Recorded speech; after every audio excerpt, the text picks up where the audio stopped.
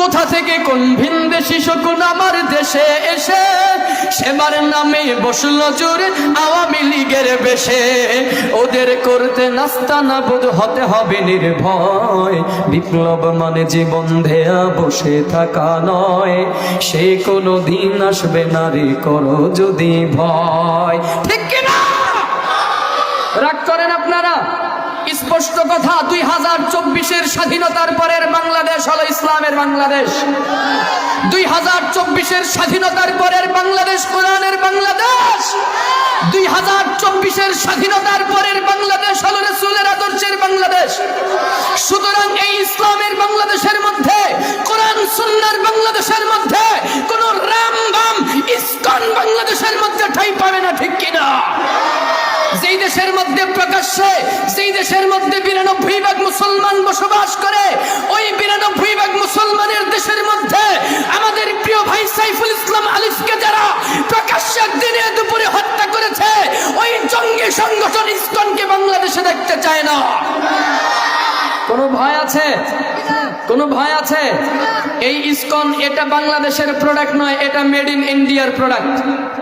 জোরে বলতে হবে, ঠিক কিনা? যে ইন্ডিয়া বাংলাদেশের বন্ধু নয় বরঞ্চ শত্রু।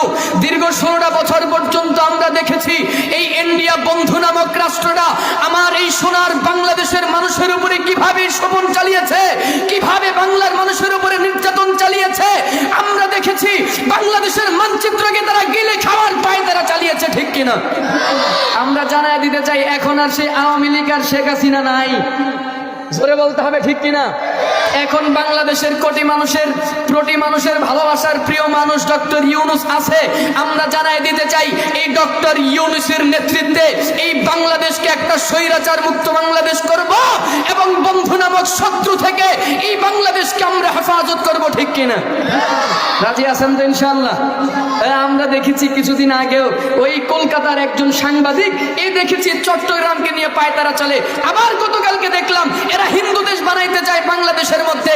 ওই যে রংপুর, দিনাজপুর, বগুড়া, ওই অঞ্চলটাকে তারা হিন্দু দেশ বানাইতে চায়, হিন্দুস্তানের মতো ভারতের অধীনস্থ করতে চায়।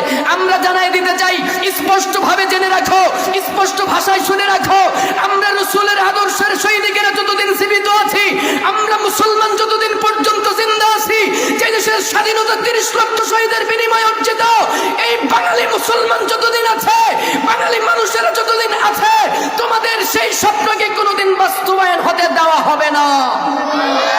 প্রয়োজনে আরো একটা 71 আমরা বাংলাদেশের মধ্যে কায়েম করব, তারপরেও ওই বন্ধু নামক শত্রু ভারত থেকে বাংলাদেশকে হেফাজতে রাখবেন।